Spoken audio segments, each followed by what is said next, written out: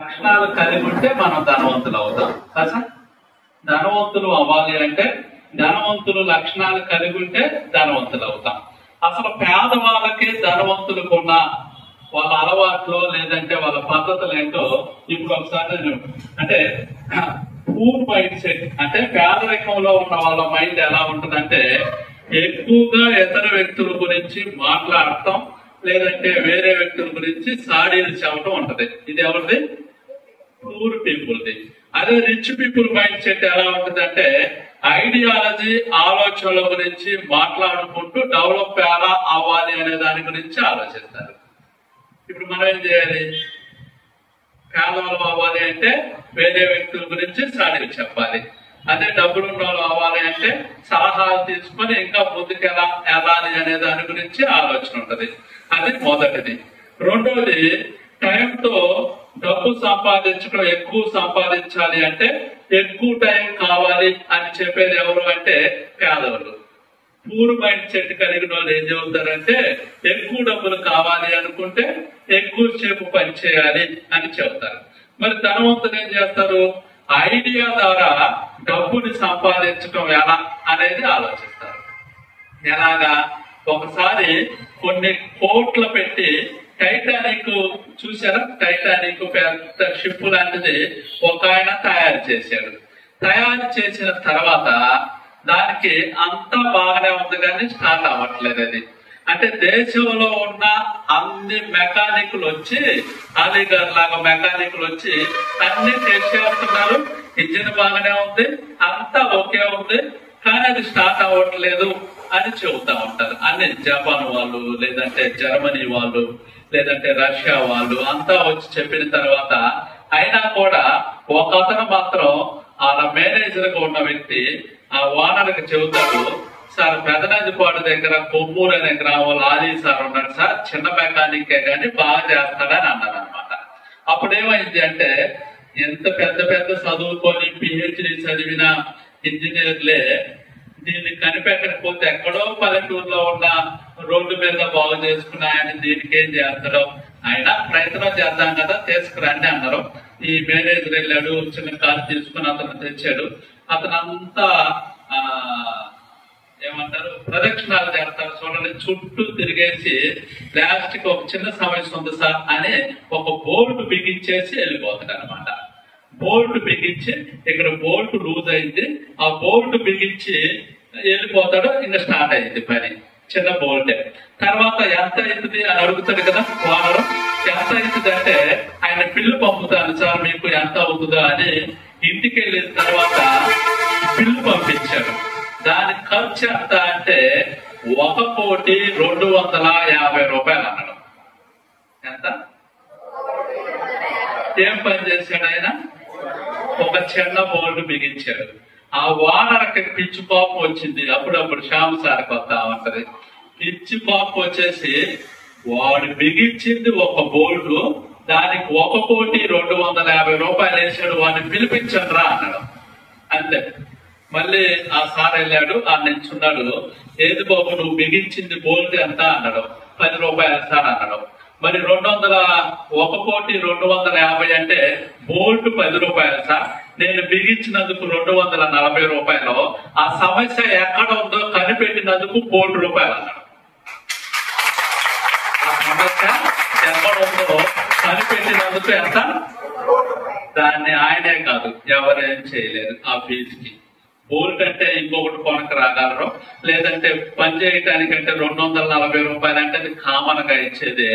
ఇంతమంది ఐడెంటిఫై చేసిన ఒక సమస్యని పరిష్కరించాడే, దానికి 1 కోటి కాదు 100 కోట్లు వేసినా ఎవరు ఏ కోర్టుకి వెళ్ళినా చెల్లిద్దని. అందువల్ల ధనవంతులు అవ్వాలంటే ఏం చేయాలా? మన ఆలోచనల ద్వారానే డబ్బు సంపాదించడం ఎలా అనే దాని గురించి తెలుసుకున్నప్పుడు మనం ధనవంతులు అవుతాం. ఓకే. 3వ పాయింట్ ఏంటి అంటే కొంతమంది పేదవాళ్ళు ఎక్కువగా మాట్లాడదామంటారు. వచ్చిన కాన్ఫరెన్స్ మీటింగ్ వచ్చిన నేనే మాట్లాడుతున్నాను. అయితే వచ్చిన కానుంచి ఏది సందర్భం దొరికితే ఎక్కువగా మాట్లాడతారు. కానీ ధనవంతులు ఎక్కువగా మాట్లాడరు, ఎక్కువగా పనిచేస్తారు. పేదవాళ్ళేమో ఎక్కువగా మాట్లాడతారు, తక్కువగా పనిచేస్తారు. ఇప్పుడు ఎక్కడ ఉండాలి మనం? పేదవాళ్ళలో ఉండాలా, ధనవంతుల్లో ఉండాలా? ధనవంతుల్లో ఉండాలంటే ఏం చేయాలి? ఎక్కువగా, తక్కువగా. ఇది సింపుల్ లాజిక్. ఓకే. నాలుగోది, పనిలో ఉన్న కష్టాలు, అవరోధాలు, ఇబ్బందులు, వీటి గురించి ఎక్కువగా ఫోకస్ చేస్తారు పేదవాళ్ళు, అంటే పూర్ మైండ్ సెట్ కలిగిన వాళ్ళు. అదే ధనవంతులుగా రిచ్ మైండ్ సెట్ వాళ్ళు పని చేయాలి అంటే దాని తాలూకా ఎంత లాభం వస్తుంది, దాంట్లో వచ్చే సమస్యలను నేను ఎలా పరిష్కరించుకోవాలి అని ఆలోచిస్తాను. ధనవంతులు ఏం చేస్తారు? వచ్చే సమస్యలో ఎవరు ఎగతాళి చేస్తారా, ఎన్ని కష్టాలు వస్తాయా, నేను సబ్బులోని ఎగతాళి చేస్తాను, బ్యాగ్ తగిలించుకొని ఉదయాన్ని తగులుతున్నాడని ఎగతాళి చేస్తున్నాడని అనుకున్నారనుకో, మీరు ఏ మైండ్ సెట్ లో ఉన్నట్టు? పేదరిక మైండ్ సెట్ లో ఉన్నట్టు, పూర్ మైండ్ సెట్ లో ఉన్నట్టు. అదే ధనవంతుల మైండ్ సెట్ ఏంటి? ఏ సమస్య వచ్చినా కూడా దాని పరిష్కారం ఏంటి అని కనుక్కొని ముందుకెళ్ళేవాడు రిచ్ మైండ్ సెట్. ఓకేనా? ఐదోది, సమస్యలు మాట్లాడుతూ వాడితో పాటే జీవితం కొనసాగించేవాడు పూర్ మైండ్ సెట్. అది అక్కడికి వెళ్ళా చదువుకోలేదు, ఇక్కడికి వెళ్ళా పేర్చుకోలేదు, అక్కడికి వెళ్తే చాలా సేపు గంట సేపు చెప్పిన తర్వాత అది నేను ఎప్పుడో వాడాను పో అన్నాడట. అవి మాట్లాడుకుంటేనేమో పేదవాళ్ళం అవుతాం. కానీ అతను గంట సేపు ఓపికగా విన్నాడే, నేను బాగానే చెప్పినట్టున్నా అని అనుకుంటే రిచ్ మైండ్ సెట్ కదా. తర్వాత రిచ్ మైండ్ సెట్ ఐడియా గురించి, ఫ్రెండ్స్ గురించి, తర్వాత మనకి వచ్చే సమస్యను ఎలా పరిష్కరించాలి అనే డిస్కషన్ చేసే ఆ మైండ్ సెట్ ఉంటే మనం ధనవంతుల మైండ్ సెట్ లో ఉన్నట్టు. ఏ మైండ్ సెట్ లో ఉన్నట్టు? ఎప్పుడైతే ధనవంతుల మైండ్ సెట్ ఐడియాలజీ గురించి మాట్లాడతాం, రెండోది ఐడియా ద్వారా డబ్బు సంపాదించడం, ఎక్కువగా పని చేయాలి, తక్కువగా మాట్లాడాలి, పని చేయాలి అంటే అవుట్కమ్స్ ఏంటి, దాంట్లో ఉన్న రిస్క్ కష్టాలను తొలగించుకుంటూ ముందుకు పరిష్కారాలు చూపుతూ, ఇంకొకటి ఐదోది ఐడియా గురించి మాట్లాడే స్నేహితులతో సహవాసం చేసే వాళ్ళే రిచ్ మైండ్ సెట్ అంటారు. ఏ మైండ్ సెట్? దానికి తప్ప మీరు ఆపోజిట్ లో ఉన్నారు అంటే మీరు ఎంతకాలం పనిచేసినా సబ్బులు అమ్ముకున్నోళ్ళే తప్ప ధనవంతులైతే అవ్వలేరు. మన కొటేషన్ ఏంటి? ఆయాం రిచ్ అవ్వాలి అంటే పూర్ మైండ్ సెట్ తొలగించి రిచ్ మైండ్ సెట్ మనం ఎప్పుడైతే కలిగి ఉంటామో అప్పుడే. మనం రిచ్ అవ్వాలి అనుకుంటే పేదరికంలో అలాగా ఆలోచించకూడదు. ఎట్లా ఆలోచించకూడదు?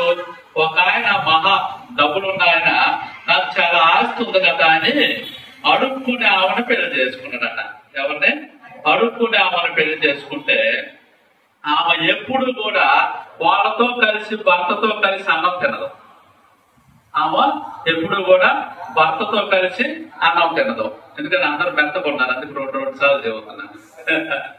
అప్పుడు అసలు ఏమైంది, నాతో పాటు కలిసి పెళ్లి చేసుకున్న పేద ఆయన నాకు ఎంత ఇస్తుందా, నాతో పాటు ఎందుకు కలిసి తినదని ఆయన ఉద్యోగానికి వెళ్ళినట్టు వెళ్ళి పక్కన దాచుకొని చూస్తా ఉండడం, ఏమో అన్నం తింటుందా తింటలేదా అని. అప్పుడు ఆమె కిచెన్ లోకి వెళ్ళి ప్లేట్ లో అన్నం కలుపుకొని అమ్మా ముద్దేయండి అని అనుకోవటం, ఒక ముద్ద తీసుకోవటం తింటాం, అమ్మా ముద్దేయండి అంటాం, ముద్ద తీసుకోవటం తింటాం అన్నమాట. అంటే రాజుగారిని లేదంటే ధనవంతుని పెళ్లి చేసుకున్నా కూడా పాత బుద్ధులు, పేదరికం బుద్ధులు ఉంటే మనం ధనవంతులమే అవుతామా సార్? మనకి ధనవంతులు అవ్వాలి అంటే ధనవంతుల లక్షణాలే మనకు ఉండాలి. కుక్కలాగా ఉండాలంటే కుక్క లక్షణాలు, కోతిలాగా ఉండాలంటే కోతి లక్షణాలు. ఎలానో మనం కూడా ధనవంతులాగా డబ్బు సంపాదించి కారులో తిరిగి మంచి జీవితం జీవించి ఒక హోదాగా, ఒక రెస్పెక్ట్ గా, ఒక సార్ లాగా 2 కోట్లు పెట్టి ఇల్లు కట్టారు. ఎంత? 16 లక్షల అప్పుతో వచ్చిన వ్యక్తి 2 కోట్ల రూపాయలు పెట్టి ఇల్లు కట్టాడంటే గొప్పదేనా? ఆ సార్ ఇప్పుడుకి సిరిగిన బట్టలు వేసుకొని అసలు షూ వేసుకోకుండా చెప్పులు చేసుకుంటే అయితరా? అవరు. ఆ సార్ స్టైల్ గా, నీట్ గా, చక్కగా కోట్ వేసుకొని, సూట్ వేసుకొని, బూట్ వేసుకొని కుదిరితే పిల్లనిచ్చే స్టేజీకి అట్లా ఉన్నాడు. అంటే ధనవంతులు మనం అవ్వాలి అంటే మనం ఏముండాలి? రిచ్ మైండ్ సెట్టే ఉండాలి సార్. రిచ్ మైండ్ సెట్టే ఉండాలి. పూర్ మైండ్ సెట్ మీకు ఉంది అంటే ఎప్పుడుకోకుండా దేవుడు తదస్థాంగా మీరు మళ్ళీ పూర్కి వెళ్ళిపోతారు. అట్లా చాలా మంది అయ్యారు. ధనవంతులుగా పెరిగి, ధనవంతులుగా బతికి, ధనవంతులుగా హోదా అనుభవించి లాస్ట్ కి పేదరికంలోకి వెళ్ళిన వాళ్ళు కొద్దిమంది పేర్లు చెప్పగలరా? ఒకళ్ళు సావిత్రి సినిమా నటి, మహానటి అంటారామ. చాలా పెద్ద ఇల్లు ఆమెది, ధనవంతురాలు. ఆమె ఇంట్లో పనిచేయడానికే 10-20 మంది పైన పనిచేసిన వాళ్ళు ఉంటారు ఒకనొకప్పుడు. లాస్ట్ కి ఏమైంది అంటే బానిసకు ముద్ద అవ్వచ్చు, లేదంటే పూర్ మైండ్ సెట్ అవ్వచ్చు. ఆమె ఏమైంది అంటే తినడానికి బియ్యం కొనుక్కోవటానికి కూడా చీర అమ్ముకొని తినాల్సిన పరిస్థితి వచ్చింది. ఆ పరిస్థితికి మీరు వెళ్ళాలి అంటే మీరు కూడా పూర్ మైండ్ సెట్ లో ఆలోచించాలి. కాదు నేను కూడా రిచ్ అవ్వాలి, లేదంటే గొప్పలు లాగా ఉండాలి, రిలయన్స్ ఆయన లాగా ఉండాలి, బిల్ గ్రేట్స్ లాగా ఉండాలి, లేదంటే మంచి హోదా లాగా ఉండాలి, లేదంటే నర్సే సార్ లాగా ఉండాలా, లేదంటే శ్యామ్ గారు లాగా ఉండాలా. నేను ఒక మంచి స్టేజీలో నన్ను ఆ సార్ తెచ్చాడు, రమేష్ సార్ కారు కొన్నారు రీసెంట్ గా. సార్ రమేష్ సార్ ఎక్కడున్నారు? రమేష్ సార్ కారు కొన్నారు రీసెంట్ గా. మీరు కూడా కారు కొని మంచి స్టేజీలో ఉండాలి అనుకుంటే మన మైండ్ సెట్ ఎట్టుండాలి? ఎట్టుండాలి? ఎట్టుండాలి? ఎట్టుండాలి? రిచ్ మైండ్ సెట్ ఉండాలి. రిచ్ మైండ్ సెట్ అంటే ఏంటి అంటే మా హోటల్కి వెళ్ళంలోనే అతనే బిల్లు కొట్టేటట్టుకైతేనేమో 1/2 అవుతుంది అనమాట. అతనే బిల్లు కట్టే, మీరే బిల్లు కట్టాలనుకో 1/2 దోశ. అంటే 1/2 దోశ ఎలా చేయాలంటే పెనం మీద 2 తీయటమే. ఒక దోశ వేసి 2 భాగాలు చేసి ఒక భాగం ఆయనకి, ఒక భాగం ఆయనకి. అది పూర్ మైండ్ సెట్ అంటారు. ఒకవేళ అక్కడికి వెళ్ళి ఖర్చు పెట్టడానికి వెనకాడకుండా ఖర్చు పెట్టినోడు ధనవంతులు అవుతారు. ఏమవుతారు? ధనవంతులు అవుతారు. నేను ఎందుకు ఖర్చు పెట్టాలి, నేను ఎందుకు ఖర్చు పెట్టాలి అని అనుకుంటే మీరు పేదరికంలోనే ఉన్నట్టే. ఎందుకంటే మామిడికాయ చెట్టు లోన పోయి చనిపోతేనే మళ్ళీ మహావృక్షమై మామిడికాయలు కాస్తాయి. మీరు ఖర్చు పెట్టి మీ మైండ్ చెట్టు ఖర్చు పెట్టి లోనకెళ్ళి మళ్ళీ చెట్టుకాయన డబ్బులు చెట్లు తెలుసా? మనం ఏమనుకుంటాం, డబ్బులు చెట్టుకే కాస్తాయి అని చెప్పుకున్నామా? కొత్త వాళ్ళు ఎవరన్నా ఉన్నారా? అనుమానం ఉందా ఎవరికన్నా? డబ్బులు ఎక్కడ కాస్తాయి? డబ్బులు ఎక్కడ కాస్తాయి? డబ్బులు ఎక్కడ కాస్తాయి? చెట్టుకే కాస్తాయి. ఒకవేళ కొత్త వాళ్ళు వస్తే డబ్బులు చెట్టుకే కాస్తాయా లేదు అని ఒక 2 ఉదాహరణలు చెప్పేసి వెళ్దాం ముందుకి. డబ్బులు చెట్టుకి ఎలా కాస్తాయి అంటే ఇండైరెక్ట్ గా చెట్టుకు టమాటాలు కాస్తాయి, అమ్ముకుంటే డబ్బులు వస్తాయి. మామిడికాయలకు వస్తాయి, అమ్ముకుంటే డబ్బులు వస్తాయి. అంటే ఇది ఇండైరెక్ట్ గా. అదే డైరెక్ట్ గా ఏంటి? నోట్ ఎలా తయారైంది? పేపరేగా. పేపర్ ఎక్కడి నుంచి తీస్తారు? చెట్టు నుంచి తీస్తారు. అంటే డబ్బులు దేనికి కాస్తాయి? డైరెక్ట్ గా అయినా ఇండైరెక్ట్ గా అయినా చెట్టుకే కాస్తాయి. అయితే ఆ చెట్టు డబ్బులు వచ్చే చెట్టే మనం వేస్టేజ్ చెట్టు. ఇప్పుడు డబ్బులు వచ్చే చెట్టే మనం వేస్టేజ్ చెట్టు. డబ్బులు వచ్చే చెట్టే వేస్టేజ్ చెట్టు. ఇప్పుడు కనుక ఈ చెట్టును మీరు వదులుకున్నారనుకో, మామిడికాయలు లేదంటే మిరపకాయల చెట్లు లేదంటే పత్తి చెట్లు 1 సంవత్సరం వేసేసి మళ్ళీ తీసేసి మళ్ళీ విత్తనాలు వేయాలి, అంతేనా? కానీ మనం వేస్తే చెట్టు ఒక్కసారి వేస్తే 3 తరాలు 3 పెళ్లిళ్ళు చేసుకున్నా వచ్చేస్తా ఉంటుందా? అంతేనా సార్? 3 తరాల ఇన్కమ్ ప్రెస్టేజ్ అవుతాయి. 3 తరాలు వచ్చే ఇన్కమ్ మీరు వదులుకున్నారు అనుకోండి, ఇంకంతకానికి దరిద్రులు ఉంటారు అంటారు కదా. మంచిది, 3 తరాలు వచ్చాయక వెస్టేజ్ లో ఉంది. అలాంటి వెస్టేజ్ అనే ఈ కంపెనీలో ఒక ప్రొడక్ట్ ఉంది, దాని పేరే aloe vera. Aloe vera DP rate 290, MRP పెరిగినట్టుంది 415 అసలు, అంతేనా?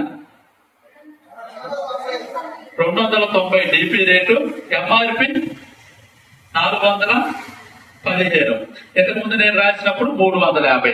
ఈ రెండింటి మధ్యలో నేను రాసినప్పుడు 60 రూపాయలు సేవ్ అవుతుంది. పివి 9.67. దాంట్లో ఎన్ని క్యాప్సూల్స్ ఉంటాయి అంటే 60 టాబ్లెట్స్ ఉంటాయి.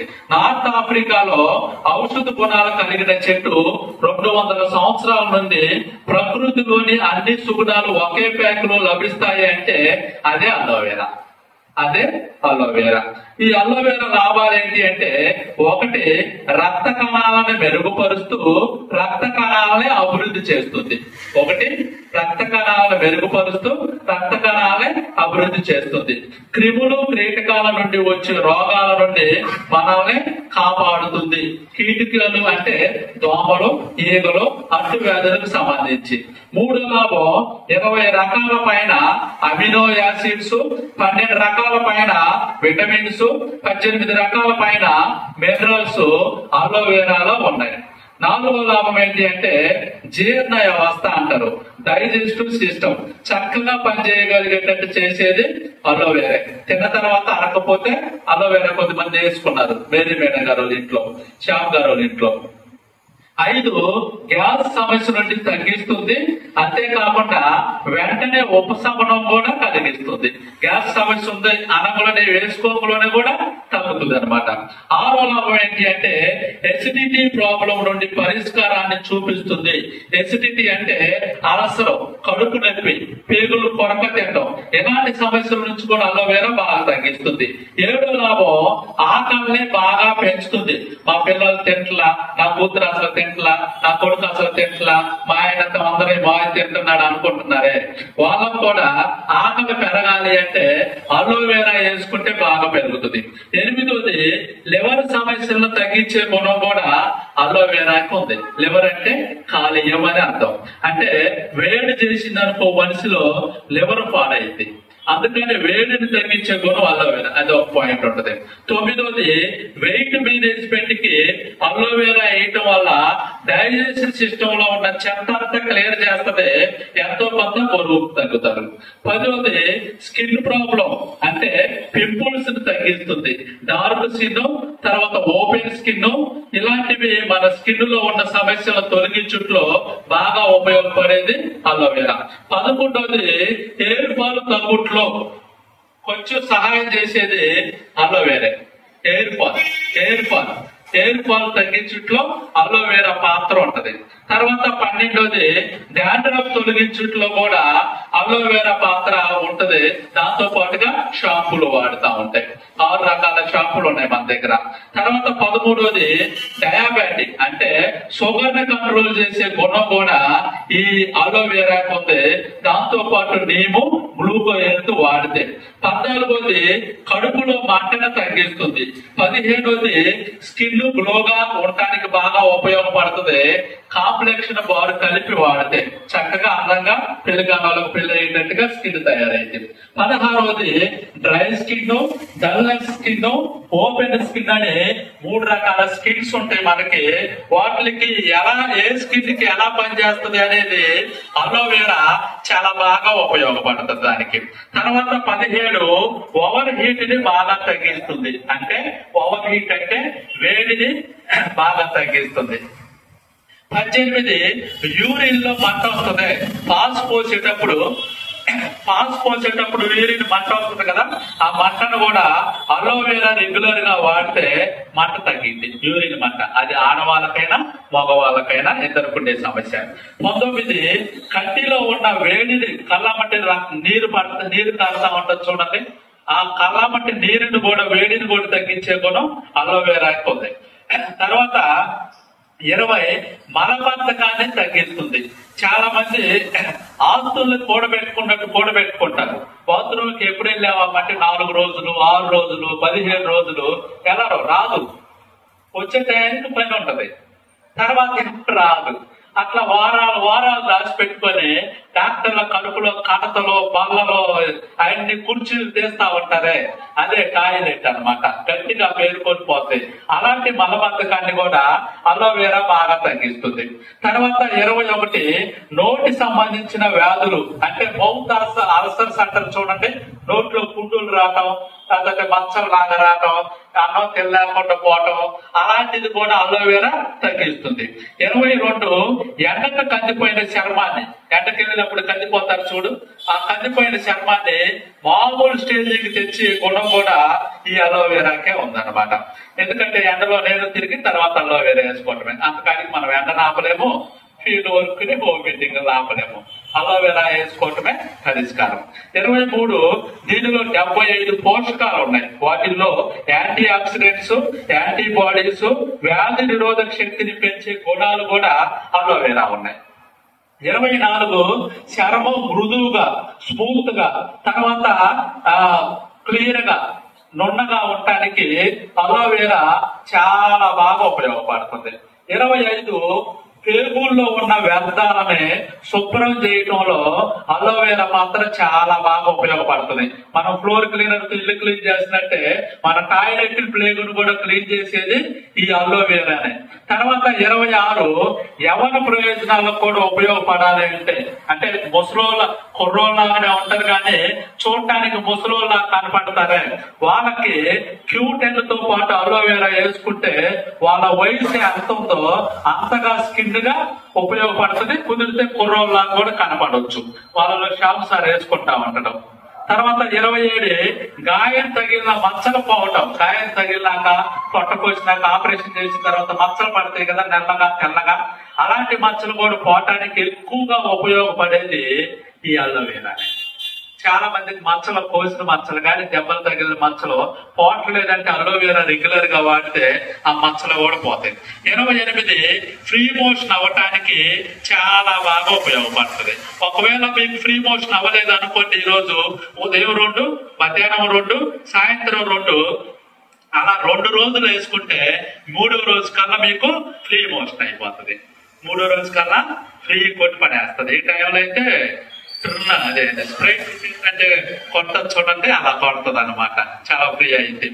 అయితే ఎలా వాడుకోవాలి, కాంబినేషన్ ఏంటి అంటే అలోవెరా నేను చెప్పినవన్నీ బాగా పనిచేయాలి అంటే అలోవెరాతో పాటుగా ఆమ్లా కలిపి వాడుకుంటే మంచి రిజల్ట్ వస్తుంది.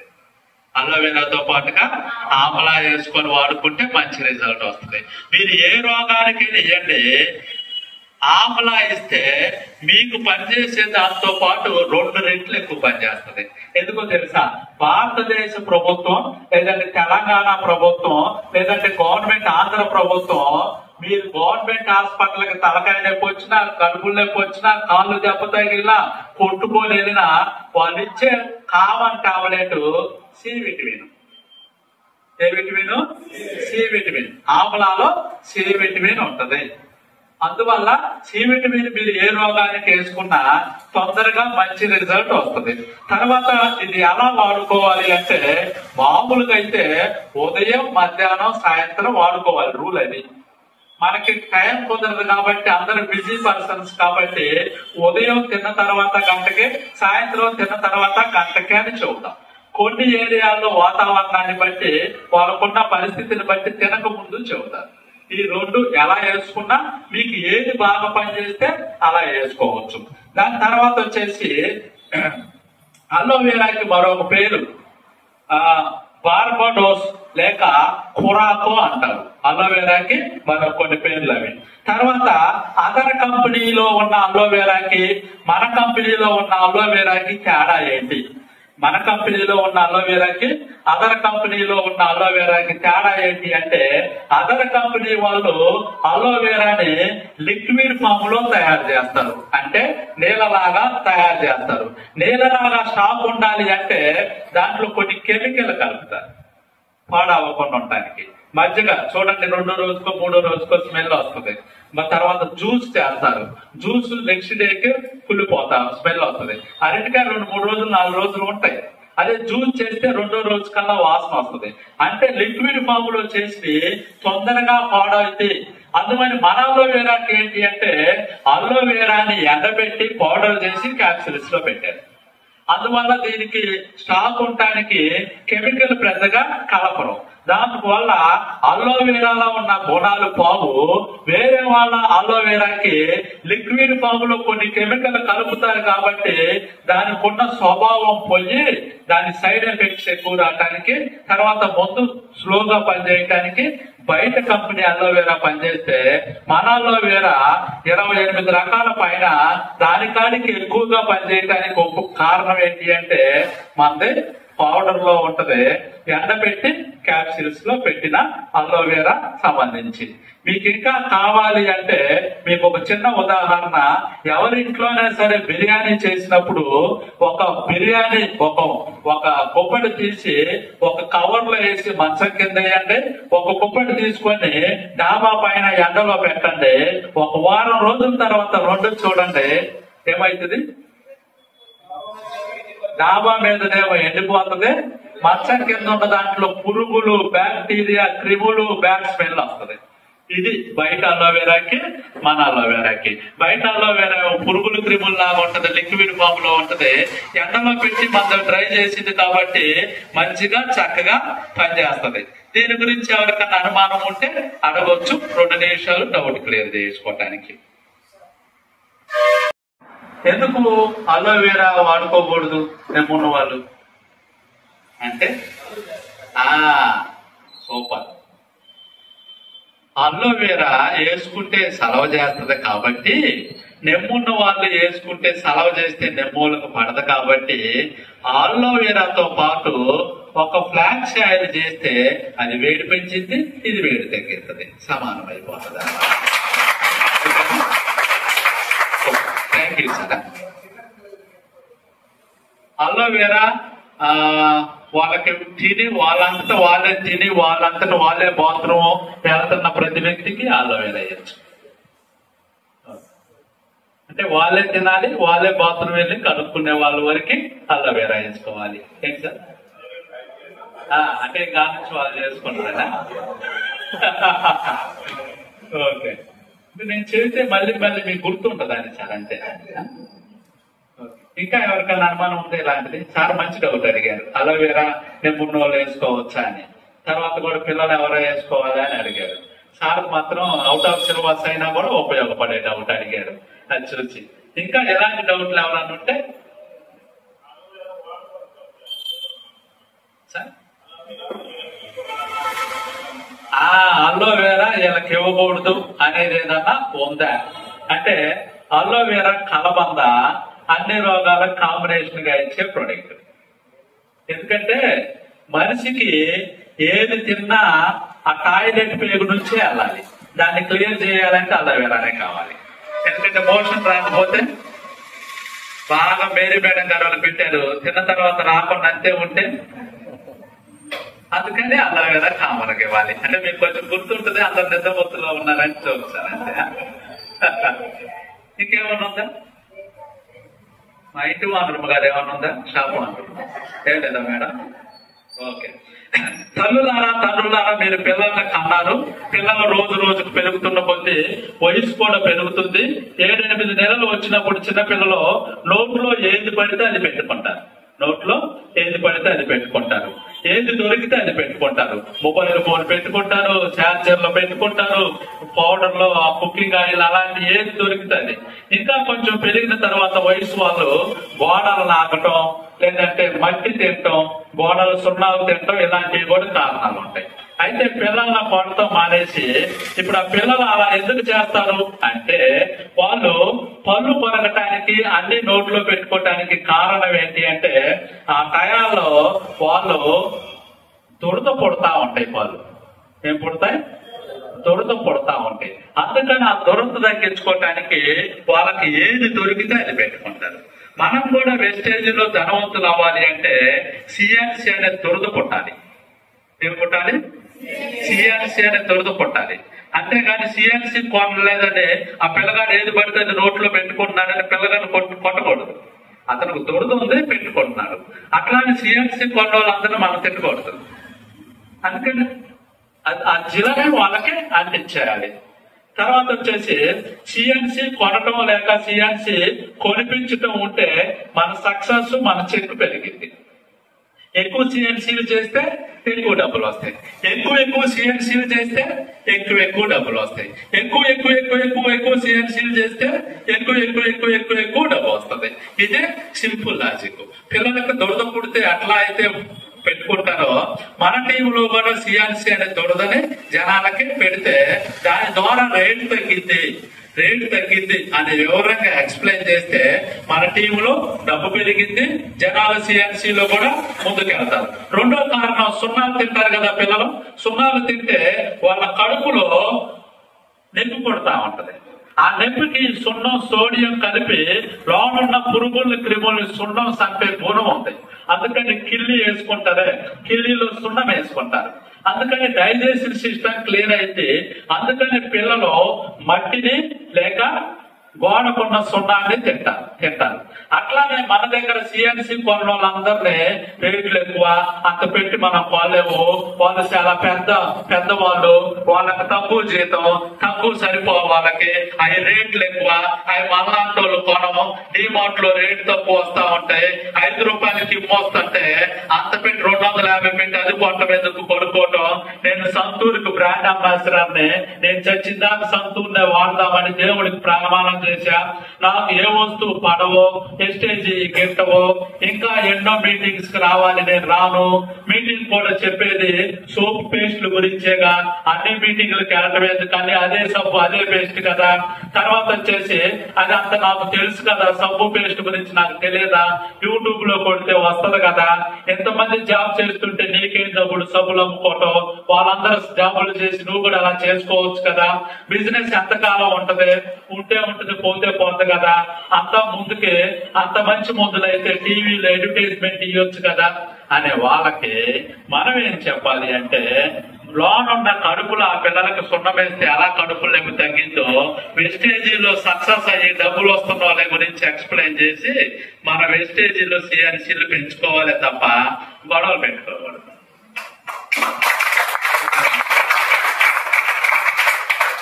అర్థమైందా మేడం? అర్థమైందా? ఇవన్నీ జనాలు చెప్పే కారణాలే. రేట్లు ఎక్కువ అనేది, లేదంటే అంత కొనలేము అనేది, ఈ డిమార్ట్ లో తక్కువ వస్తుందని వాళ్ళతో గొడవ ఆర్గ్యుమెంట్ చేయకూడదు. అయితే నన్ను ఒక ఆయన క్వశ్చన్ అడిగాడు, లండన్ నుంచి 2 రోజుల క్రితమే, కోదాడ అనే దగ్గర సూర్యాపేట జిల్లాలో.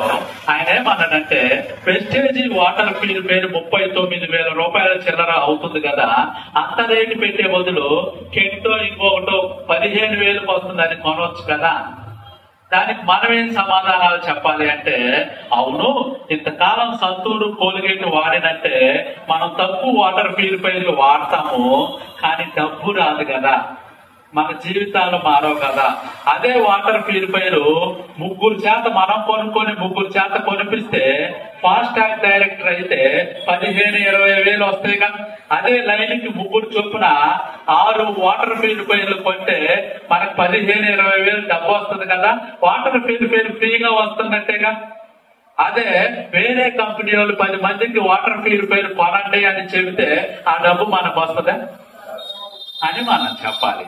అంతేగాని వాళ్ళు గొడవ పెట్టుకోకూడదు, మనదే గొప్పది అనకూడదు, అది కొంటే వేస్ట్ అనకూడదు. అంటే మన జీవితాన్ని మార్చుకోవటానికి వాటర్ ప్యూరిఫైర్ రేట్ ఎక్కువే, మంచి టెక్నాలజీ ఉంది.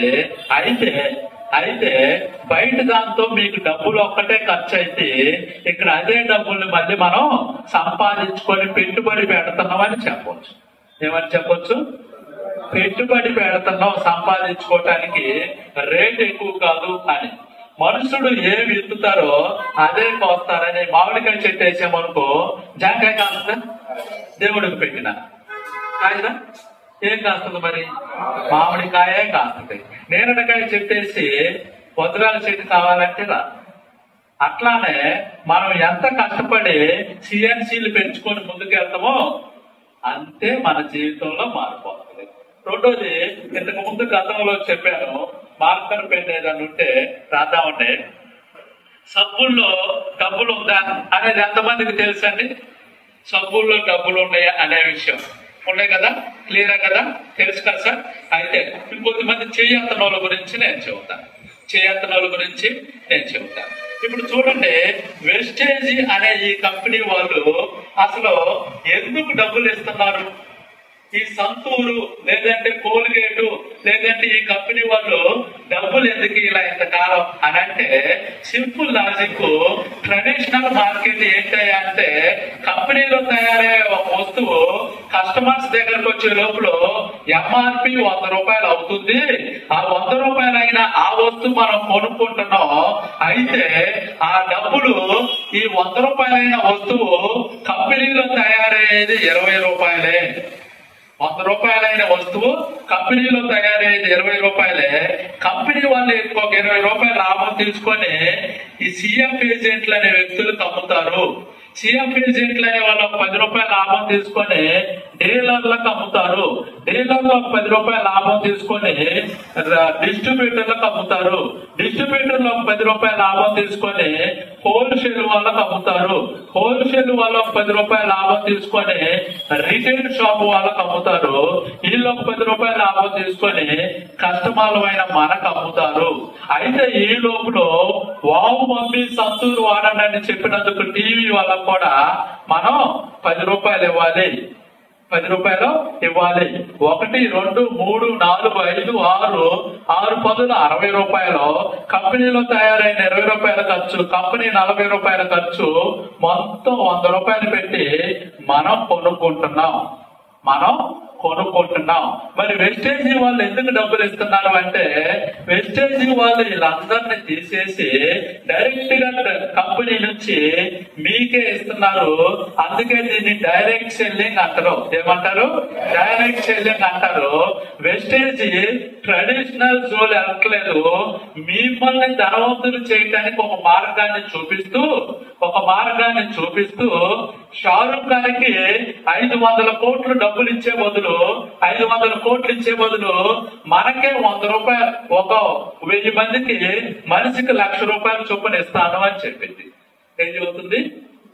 ఒక వ్యక్తికి, హీరోకి కోట్ల రూపాయలు ఇచ్చే డబ్బుల్ని అదే మనకి కొద్ది మందికి పంచుతాను అని చెబుతుంది.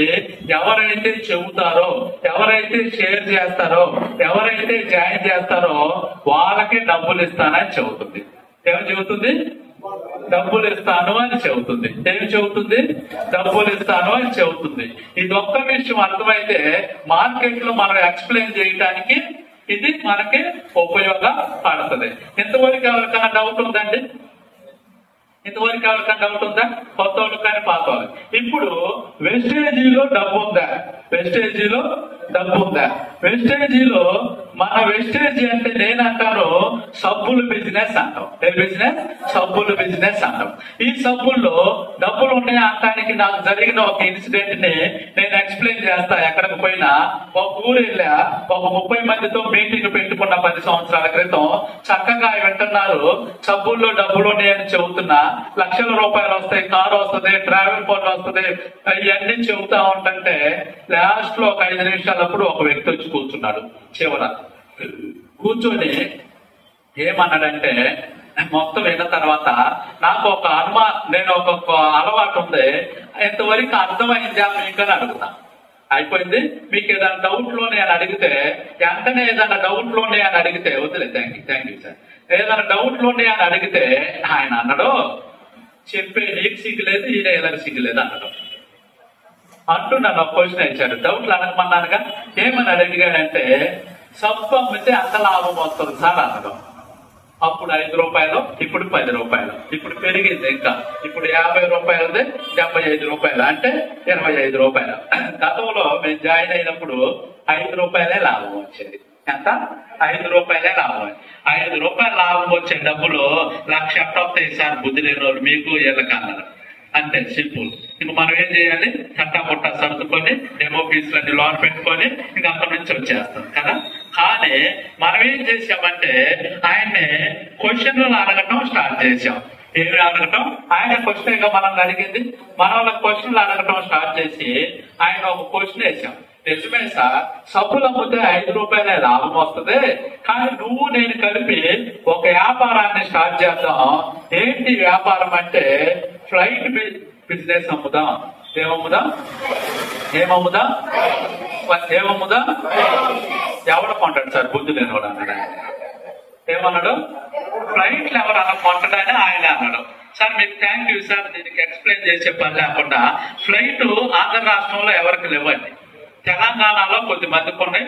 మహేష్ బాబుకి ఉంది, దేవరకొండ విజయ్ గారికి ఉంది, తర్వాత ఎన్టీఆర్ జూనియర్ అన్న ఆయనకు ఉంది, చిరంజీవి గారికి ఉంది, తర్వాత మహేష్ బాబు గారికి, ఇట్లా కొద్ది మందికే ఉన్నాయి. కానీ ఆంధ్ర రాష్ట్రంలో ఎవరికి లేదు. అసలు అది అమ్మినా ఎవరు కొనరు కూడా. అసలు పెట్టుకోవటానికి కూడా డబ్బులు ఉండవు. అది కొనడానికి 250 కోట్ల నుంచి 1500 కోట్ల రూపాయల వరకు అవుతుంది. దాని బదులు సబ్బులు ఆంధ్ర రాష్ట్రం అంతా షాపులు పెట్టుకోవచ్చు మనం. తర్వాత వచ్చేసి కారుల బిజినెస్ పెడదాం సార్ అన్నాం. ఏ బిజినెస్? కారుల బిజినెస్. ఇదేదో బాగానే ఉంది కానీ సార్ అంటూ, బాగానే ఉందంటే క్వశ్చన్ వేయాలిగా మనం. బాగుందనంలోనే తందని అనకూడదు మనం. ఏం బాగుంటుంది సార్? ఒకసారి కారు కొంటే మళ్ళీ కొంటడా అన్న. కొనడు కదా సార్ అన్నాడు. మరి కొనని బిజినెస్ ఎట్ట సాగింది సార్ అన్న. కొనని బిజినెస్ ఎట్ట సాగింది సార్ అన్నది.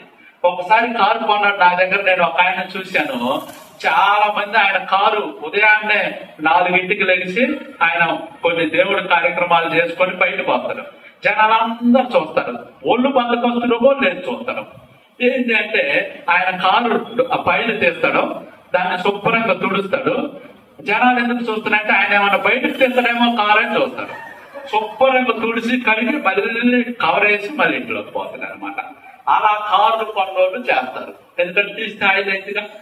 అలాంటి కార్లు బిజినెస్ కూడా సక్సెస్ అయితే లేదో తర్వాత ఆలోచిద్దామంటూ ఇక్కడ సబ్బుల బిజినెస్ గురించి మాట్లాడదామని చేస్తాం. SAOAPN. అయితే భారతదేశంలో ఇప్పుడు 145 కోట్ల జనాభా ఉన్నారు. ఎంతమంది? 145 కోట్ల మందిలో ఎంతమంది సబ్బులు వాడరు? అందరూ వాడతారు. ఇప్పుడు 145 కోట్ల సబ్బులు అమ్ముడు పోతేగా ఆయన క్యాలిక్యులేషన్ ఓపెన్ చేసి, సార్ వేయండి 145 కోట్లు ఇంటూ 5 రూపాయల లాభం సార్ అన్న. సూపర్, భలే వేశాడు స్పీడ్ గా ఆయన. కొంచెం ప్రెసిడెంట్ ఆయన. అందుకే నేను ప్రెసిడెంట్ పొగుడు కూడా అంట. ఎప్పుడున్నా కూడా ప్రెసిడెంట్ పొగుడులే.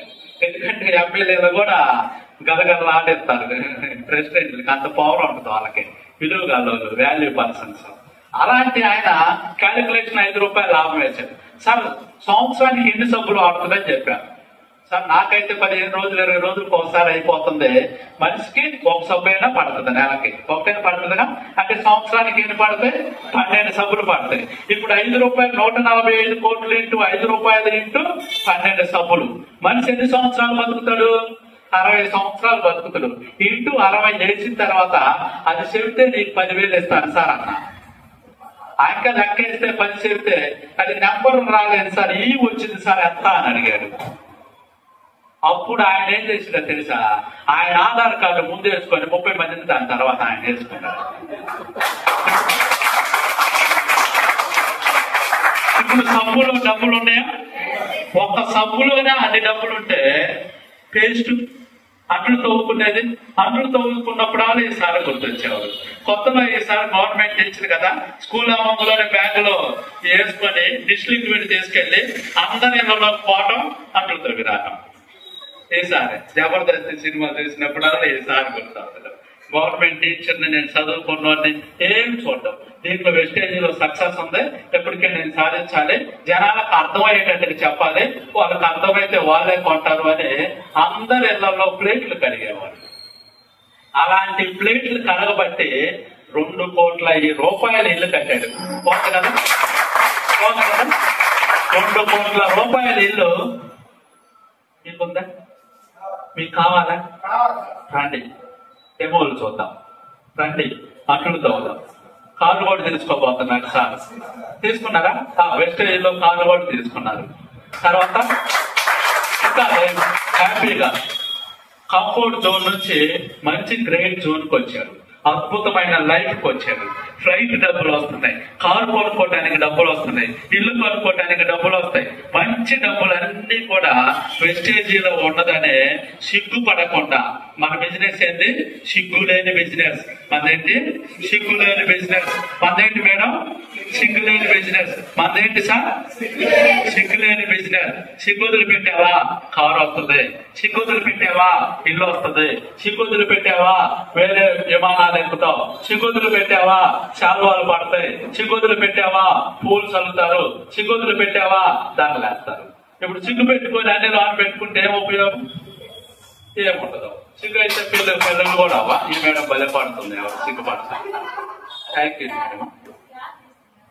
సూపర్. అయితే క్లారిటీ ఇచ్చినందుకు థ్యాంక్స్. ఇప్పుడు అర్థమైందా? వెస్టేజీలు ఏమున్నాయి? డబ్బులు ఉన్నాయి. వెస్టేజీ వాళ్ళు ఎందుకు డబ్బులు ఇస్తున్నారు? ఇదిగో ఈ ట్రెడిషన్ ప్రకారంగా ఇస్తున్నారు. వెస్టేజ్ ప్రొడక్ట్లు ఎలా పనిచేస్తుంది? క్లారిటీగా అలోవెరా పనిచేస్తుంది. బయట అలోవెరాకి మన అలోవెరాకి తేడా ఏంటి? అంత కేవలంగా మనం ఏ వ్యక్తికైనా డెమో రూపాన చూపిస్తే వింటారా సార్? వింటారా? అయితే వినండి, ఏంటి అంటే వెస్టేజీలో సక్సెస్ అవ్వాలి అంటే 80/20 రూల్ అంటారు. ఏంటి 80/20 రూల్? వద్దులే సార్, కూర్చోండి. Thank you. 80/20 అంటే రూల్ అంటే ఏ వ్యక్తులు కింద స్టేజ్ నుంచి పై స్టేజీకి వెళ్ళారో ఒక 2-3 స్టోరీలు నేను చెప్పి నేను క్లోజ్ చేస్తాను. అయితే 80/20 రూల్ ని వాడిన వాళ్ళలో ఒక వ్యక్తి ఆల్బర్ట్ ఐన్స్టీన్ అంటారు. ఆయన ఎవరో తెలుసా? ఫిజిక్స్ కి ఫాదర్ ఆఫ్ ఫిజిక్స్ అంటారు. ఆయన ఫిజిక్స్ అని ఉంది, కెమిస్ట్రీ ఫిజిక్స్ అని మనకి సబ్జెక్ట్ లో ఉండే ఆ ఫిజిక్స్ కి ఈయనే ఫాదర్. అంటే ఫిజిక్స్ ని కనిపెట్టిన వ్యక్తి ఈయన 80/20 రూల్ ని బేస్ చేసుకొని ఆ రూల్ ని ఫిజిక్స్ లో ఇంక్లూడ్ చేసుకొని వాడుకుంటూ వెళితే ఆయన సక్సెస్ అయ్యాడు. తర్వాత ఇంకొక వ్యక్తి అబ్రహాం లింకన్ అంటారు. అబ్రహాం లింకన్ 80/20 రూల్ ని బేస్ చేసుకొని సక్సెస్ అయ్యాడు. ఎలా సక్సెస్ అయ్యాడు అంటే అబ్రహాం లింకన్ స్వతహాగా చెప్పులు కుట్టుకునేవాడు. ఏం కుట్టుకునేవాడు? చెప్పులు కుట్టుకునేవాడు. ఒకసారి అమెరికా అధ్యక్షుడు అంటే మోడీ లాంటి వాళ్ళు 100 మంది కలిపితే అమెరికా అధ్యక్షుడు ఒకలాంటి వాళ్ళు అంటే ఆ దేశంలో అంత విలువిస్తారు అని అర్థం. ఎంత విలువిస్తారు? ఎక్కడోతో పోలిస్తే అక్కడ 100 రెట్లు ఎక్కువ విలువ ఉంటది. ఒక్క అధ్యక్షుడు మన దేశానికి వస్తే ఒక చీరాల డబ్బు భోజనం ఎంత తింటాడో అంత ఖర్చు ఆయన ఒక్క భోజనంలో ఖర్చు అవుతుంది.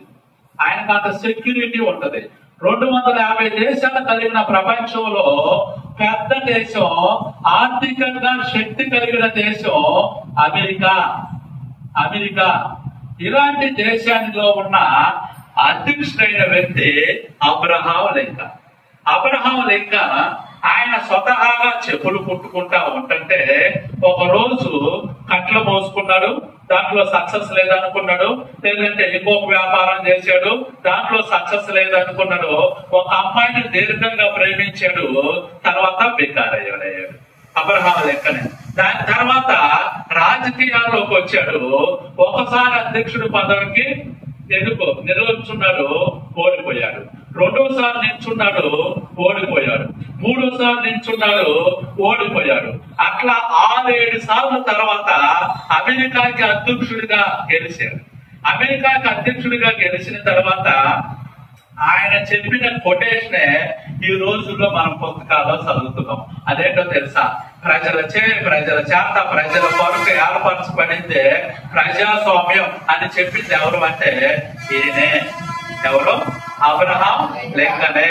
ఎంతో మంది ప్రధానమంత్రులు ఆడ ప్రెసిడెంట్లు అవుతున్నా కూడా ఎక్కువగా మన పుస్తకాల్లో రాయబడింది అబ్రహాం లింకన్ గురించే.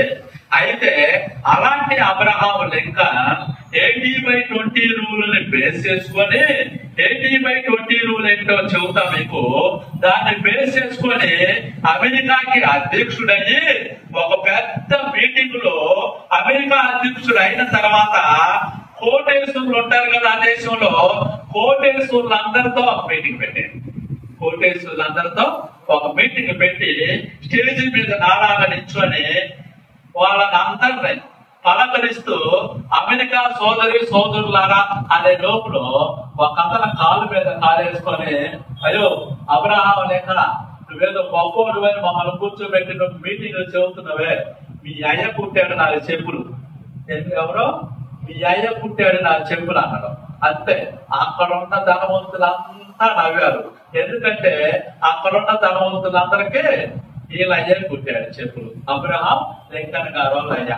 అలాంటి గనుక మనం సబ్బులు అమ్ముకోవడానికి జనాల దగ్గరికి వెళ్ళి సబ్బులు అమ్ముకునేవాళ్ళ, సిగ్గు లేనివాడ, చరం లేనివాళ్ళ అంటే నన్ను అంటవా అని కొట్టలే, తిడతామే, గొడవ పెట్టుకొని వస్తామే. అబ్రహాం లింకన్ ఏం చేశాడో అది తెలిస్తే మీరు సక్సెస్ అవుతారు. అబ్రహాం లింకన్ ఆ మాటకి జనాలు ఎరగబడిన నవ్విన దానికి ఆడ నిల్చొని తలకాయ వచ్చుకొని తలకాయ ఎత్తుకొని థ్యాంక్స్ అండి, మీకు ఇంత ధనవంతులు ఉన్న మీటింగ్ లో మా నాన్నని గుర్తు చేసినందుకు మీకు నా హృదయపూర్వక థ్యాంక్స్ అని చెప్పాడు. చెప్పిన తర్వాత ఒక మాట చెప్పాడు, సార్ మా నాన్న అంటే నాకు చాలా ప్రేమ, మా నాన్న అంటే నాకు చాలా గౌరవం, తర్వాత మా నాన్న మాట పడను నేను. మీరు ఎవరన్నా మా నాన్న చెప్పులు కుట్టారుగా, మీకు ఎవరికైనా సరే షూ సరిగా కుట్టలేదంటే మా నాన్న పేరు పోనీయండి, నేను మీరు నా దగ్గరకు తండి, నేను నీట్ గా కుట్టి మీకు ఇస్తా, మా నాన్న పర్ఫెక్ట్ గా కొడతాడని చెప్పాడు. అంతే. ఎగబడి నవ్వి ఎగతాళి చేసిన వాళ్ళందరూ నోరు పూసుకొని ఆయన చెప్పినంతసేపు ఆయన ఏదైతే చెప్పాడో అది విన్నారు. అలా మన ఫీల్డ్ లోకి వెళ్ళినప్పుడు 80/20తో పాజిటివ్ థింకింగ్ తో మనం గనక స్పందిస్తే అమెరికా అధ్యక్షుడు అంత అబ్రహాం లింకన్ ఎలా అయితే పాజిటివ్ గా అయ్యాడో మనం కూడా అలా అవుతాం. 80/20 రూల్ అంటే ఏంటి అంటే 20% 20% మీకు మీటింగ్స్ లేదంటే knowledge, product knowledge, income business knowledge, 7 steps, 7 mistakes, ఇలాంటి 20% అయితే 80 అంటే ఏంటో తెలుసా? మీ మైండ్ సెట్. మీ మైండ్ సెట్. యద్భావం తద్భవతి. యద్భావం తద్భవతి. నేను ఏది అనుకుంటే అది జరుగుతుంది. నమ్ముట నీ వలనైతే సమస్తము సాధ్యమా అంటే నువ్వు ఇది జరిగింది అని నమ్ముతావా? నీకు అది జరిగింది. యద్భావం తద్భవతి అని నమ్ముతావా? అది జరిగింది అని చెప్పేదే ఏంటి? మీ మైండ్ సెట్. నువ్వు కారు కొనాలని డిసైడ్ అయ్యావా? నీ ఇంటి ముందుకి కారు వస్తుంది. నీ ఇంటి ముందుకి కారు వస్తుంది. మీ ఇంటి ముందుకి కారు వస్తుంది. అయితే నువ్వు హౌస్ కావాలని డిసైడ్ అయ్యావా? నీ ఇంటి ముందుకి హౌస్ వస్తుంది. నువ్వు విమానం ఎక్కాలని డిసైడ్ అయ్యావా? నువ్వు విమానం ఎక్కుతావు. అలా చాలా మంది అయ్యారు. కుదిరితే వాళ్ళ పేర్లు కూడా నేను మీకు ఎక్స్ప్లెయిన్ చేస్తా. అయితే ఒక స్టోరీ చెబుతా మీకు. ఏంటి అంటే అదృష్టం. దేని గురించి? అదృష్టం గురించి. దేని గురించి? అదృష్టం గురించి. స్టోరీ ఏంటి అంటే కొండ మీద ఒక కుటుంబం ఉండేవాళ్ళు. చాలా మంది కుటుంబాలు ఉండేది. వాళ్ళు మామూలుగా బతుకుతా ఉంటుంటే ఒక్క కుటుంబం మాత్రం ఏం చేసేదంటే కొండ పైన ఉన్న జాంకాయలో లేదంటే ఇంకో కాయలో రేకాయలో అవి కోసుకొని వచ్చి కింద సంతలు ఉంటాయి కదా, ఆ సంతంలో అమ్మేవారు. ఆ సంతంలో అమ్మేవాళ్ళు. అమ్మిన తర్వాత డబ్బులు వస్తాయి కదా, ఆ డబ్బులు తీసుకెళ్లి ఇక్కడ ఆ కొండ పైన కావాల్సిన బట్టలు గాని సబ్బులు గాని పేస్ట్లు గాని కింద నుంచి తీసుకెళ్లి పైన అమ్మేవాళ్ళు. అక్కడ మళ్ళీ డబ్బులు వచ్చాయి. ఆ డబ్బులు పక్కన పెట్టుకునేవాళ్ళు. మళ్ళీ తెల్లారి వాళ్ళ భార్య ఆయన కలిసి గంగిరేకాయలు తర్వాత ఇంకొక కాయలు కొనక్కెళ్ళి చిన్న జాంకాయలు అని ఉంటాయి, అవి కొనక్కెళ్ళి కింద సంతలు అమ్మేవాళ్ళు. అక్కడ వచ్చిన డబ్బులతో పైన ఉన్న వాళ్ళకి అవసరమైన చెప్పులు లాంటివి కూడా కొనక్కెళ్ళి అమ్ముతా ఉండేవాళ్ళు. అలా అమ్ముతా ఉంటే 2 బిజినెస్ల మీద వాళ్ళు కొండ మీద నుంచి ఆ కంపెట్టుకొని నడుచుకుంటూ కిందకు వచ్చేవాళ్ళు. ఇక్కడ అమ్మిన తర్వాత ఇక్కడ సబ్బులు పేస్టులు కంపెట్టుకొని పైన వెళ్తా ఉండేవాళ్ళు. కొద్ది రోజులకి వాళ్ళకు ఒక మిరాకిల్ జరిగింది. అది ఏంటి అంటే వాళ్ళు తెల్లవారుజామున బయలుదేరదాం ఇంకా సంతకెళ్దాం అనే డోర్ తీసే టయానికి వాళ్ళ ఇంటి ముందు ఒక తెల్లటి గుర్రం ఆగింది. ఏమాగింది? తెల్లటి గుర్రం ఆగింది. అప్పుడు జనాలందరూ వచ్చి నువ్వు చాలా అదృష్టవంతుడివి, నువ్వు పొయ్యిలాగా ఆ దేవుడిని చూసి నీ గుర్రాన్ని పంపించాడు అన్నాడు. అప్పుడు నిజం అదృష్టం లేదు దురదృష్టం లేదు అని నమ్మడు ఆ వ్యక్తి. కష్టపడతాడు ఆ మనిషి. అయితే అలాంటి వ్యక్తి ఇంతకు ముందు గంపలు వేసుకొని నడిచే వాళ్ళు గుర్రం మీద పెట్టుకొని ఆయన్ని కిందకు తెచ్చి సంతలో అమ్మి మళ్ళీ ఇక్కడ నుంచి గుర్రం మీద పెట్టుకొని పైకి వెళ్ళి మళ్ళీ గుర్రం స్పీడ్గా వెళ్తుంది కాబట్టి రోజుకు 2 సార్లు అమ్మేవాళ్ళు. అంటే ఇంతకు ముందు 100 రూపాయలు లాభం వస్తే గుర్రం వచ్చిన తర్వాత 200 రూపాయలు లాభం వస్తుంది. అట్లా ఒక ఇల్లు కట్టారు, తర్వాత ఇంకొక టీవీ కొన్నారు, ఫ్రిడ్జ్ కొన్నారు. అలా జరుగుతా ఉన్న టయానికి కొద్ది రోజులకి ఏమైందంటే డోర్ తీసి అన్ని కొనకొచ్చి పెట్టిన తర్వాత డోర్ తీసే లోపల గుర్రం పోయింది. ఏం పోయింది? గుర్రం పోయింది. మళ్ళీ నడవచ్చే జనాలందరూ కుమ్ముకూడి నువ్వు దురదృష్టవంతుడివి, మంచి లాభాలు వచ్చే టయానికి గుర్రం పోయింది, దేవుడు తీసేసాడు, నువ్వేదో పాపం చేసావు అనుకుంటా. నాకు అదృష్టాలు దురదృష్టాల మీద లేదు, మీరు వెళ్ళిపోయిందని వాళ్ళు ఇంతకు ముందు ఎలా అయితే గంపలు ఎత్తుగా పెట్టుకొని నడుచుకుంటే కిందకెళ్ళి పాత రోజులు ఒకసారి లాగా చేసి మళ్ళీ 2 రోజుల తర్వాత ఓపెన్ చేస్తే 3 గుర్రాలు వచ్చినాయి. ఏంటి? 3 గుర్రాలు. మళ్ళీ ఆ కొండ మీద వాళ్ళందరూ వచ్చి నువ్వు 3 అదృష్టవంతులు, నీ కొడుకు ఒకటి, నీకొకటి, నీ భార్యకు ఒకటి, నువ్వు సూపర్, నువ్వు పాపం చేయలేదు, మంచిదే చేసేవులే, నీకు దేవుడు 3 గుర్రాలు తేటానికి ఒక గుర్రాన్ని తీసుకెళ్లాడని పోయారు జనాలు. అప్పుడు ఆయన అన్నాడు, అదృష్టం దురదృష్టం అనేది లేదు అని 3 గుర్రాల మీద సరుకు పెట్టుకొని కిందకెళ్ళి అమ్ముకొని 3 గుర్రాల మీద తీసుకెళ్లి ఏసీలు ఫ్రిడ్జ్లు కూడా పెట్టించుకొని చక్కగా బ్రతుకుతున్న టైంలో చిన్న పిల్లగాడి గుర్రం ఆ పిల్లగాడిని కొండ మీద నుంచి కింద పడేస్తుంది. ఆ పిల్లగాడికి కాలు ఎరిగింది. ఎంత ఇస్తున్నా పిల్లలు బాగోపోతే ఏముందండి? అయితే అప్పుడు ఆ జనం అంతా వచ్చి నువ్వు అదృష్టం అనుకున్నావు, నువ్వు దరిద్రుడివి, నువ్వు పనికి మాలోడివి, నీకున్న ఏకైక కొడుకు లోయలో పడే కాలు ఎరిగింది, నువ్వు చాలా దురదృష్టవంతుడంటే అప్పుడు కూడా ఆయన అక్కడ అదృష్టం దురదృష్టాన్ని నేను నమ్మలే, మీరు వెళ్ళిపోయినా అన్నాడు. కొద్ది రోజుల తర్వాత ఆ పక్కన ఉన్న బందిపోట్లు వచ్చి ఆ కొండ మీద ఉన్న ప్రాంతంలో 18 సంవత్సరాలు దాటి కుర్రోళ్ళు, బాగున్నోళ్ళు, దిక్కబున్నోళ్ళు, చక్కగా ఉన్నోళ్ళు అందరిని తీసుకెళ్లాడు. వీళ్ళ అబ్బాయి కాలు ఎరిగింది మాత్రమే తీసుకెళ్ళలేదు.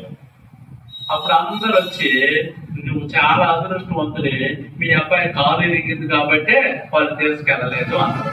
మనకు అదృష్టాలు దురదృష్టాల మీద మన బిజినెస్ ఆధారపడదు, మన కష్టం మీద మాత్రమే ఆధారపడుతుంది. గుర్రం వచ్చినా కష్టపడ్డారు, గుర్రం ఉంటే గుర్రం మీద కష్టపడ్డారు, గుర్రం లేకపోతే బూట మీద కష్టపడ్డారు. మన కారు ఉంటే కారులో సబ్బులు అమ్ముకోవాలా, బ్యాగ్ ఉంటే బ్యాగులు అమ్ముకోవాలా, అది 2 లేకపోతే తట్లు అమ్ముకోవాలా. కానీ బిజినెస్ మాత్రం మానేసావా మనం అట్లా పేదరికంలోకి వెళ్తాం, ఇబ్బందుల్లోకి వెళ్తాం. మన అప్పులనేది, మన ఈఎంఐలన్నీ కట్టి మనం మంచి స్టేజీకి ఉండాలి అంటే మన జీవితంలో ఉండవలసిన ఒకే ఒకటి ఏంటి అంటే వెస్టేజ్. ఏంటిది? వెస్టేజ్ ఎందుకు చేయాలో చెప్పాం. ఎందుకు వెస్టేజ్ మధ్యవర్తుల ద్వారా పోతున్న డబ్బుల్ని, వెస్టేజీలో సబ్బులో డబ్బు ఉంది, మంచి డబ్బులు వస్తా ఉంటే వెస్టేజ్ అనేది ఒకటి చేస్తే మన జీవితాన్ని మార్చింది. మన బిజినెస్ అదృష్టాల మీద ఆధారపడదు. ఏంటి అనే రూలు నువ్వు ప్రతిరోజు కనుక ఉదయాన్నే లెగిసిన 2 నుంచి 5 సెకండ్ల వరకు లేక 5 నిమిషాల వరకు నేను ధనవంతుణ్ణి, నేను కష్టపడ్డాను, నా టీం పెరిగింది, నాకు అభివృద్ధి జరిగింది అని నీకు నీవే అఫర్మేషన్స్ కనుక ఇచ్చుకుంటా ఉంటే నీ టీం నాకు రాలేదు, నా టీం 2 ఉన్నారు, 3 ఉంటే 2 పోయారు, ఒకటి చేస్తాను అనుకుంటే వాడు కూడా పోయాడు, నేను ఒక్కనే అని అనుకున్నారా? మనం ఏమనుకున్నాం? యద్భావం తద్భవతి. ఏమనుకున్నాం? యద్భావం. వాళ్ళు చేయట్లేదు అన్నావు నువ్వు, అందుకే చేయట్లేదు. వీళ్ళు ఉన్నవాడు కూడా చేయట్లేదు లేదు అనుకున్నావు, అందుకే ఇతను కూడా చేయలేదు. నాకు టీం లేదు అనుకుంటున్నవే, అందుకే నీకు టీం ఉండలేదు. ఉదయాన్నే తెల్లవారుజామున కనుక లేచి 5 నిమిషాల వరకు నీకు టీం బాగా సాగుతుంది, అద్భుతంగా సాగుతుంది, బిజినెస్ బాగా పెరుగుతుంది, సిఎన్సీలు బాగా కొంటున్నారు, నా టీం మీటింగ్ పెడితే 100 మంది 1000 మంది వస్తా ఉన్నారు అని కనుక నీ మైండ్ కి నువ్వు ఇచ్చుకుంటే అబ్రహాం లింకన్ లాగా ఒక మంచి స్టేజీలోకి వెళ్తాం, ఐన్స్టీన్ లాగా ఒక మంచి స్టేజీలోకి వెళ్తాం. ఈ 80/20 రూల్ కనుక నువ్వు ప్రాక్టీస్ చేస్తే అట్లానే పడుకునేటప్పుడు కూడా ఇదే విషయాన్ని నువ్వు జ్ఞాపకం చేసుకొని నీ బ్రెయిన్ కు పంపితే నువ్వు ఏది అనుకుంటే అది జరిగిందని మనస్ఫూర్తిగా కోరుకుంటూ నాకు ఇచ్చిన ఈ టైం క్లోజ్ చేస్తూ థ్యాంక్ యూ వెరీ మచ్.